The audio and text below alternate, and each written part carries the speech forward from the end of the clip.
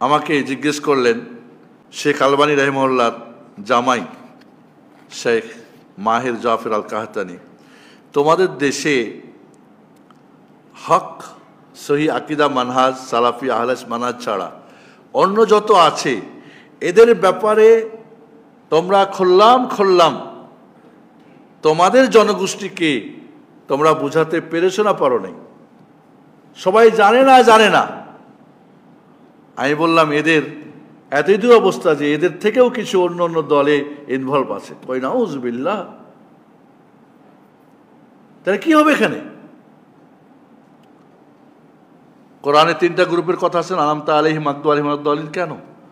সূরা বাকারা পড়লে 3টা গ্রুপ আছে না, মুত্তাকিন, মুমিন যারা, আর কাফের আর মুনাফিকরা। এই সূরা ফাতিহার 3 গ্রুপের বর্ণনা 30 পারা কোরআনে আছে। এই ইহুদিদের মাগদুবি আলাইহিম কারা? ইহুদিরা মাগদুবি আলাইহিমের অন্তর্ভুক্ত না? 100 জন যুবক তৈরি করেন, আপনার হাতে তৈরি হবে না। যে জানে, আকিদা মানহাজ বুঝে, কোরআন সুন্নাহ বুঝে, ইহুদি বুঝে, শিয়া রাফিজি বুঝে,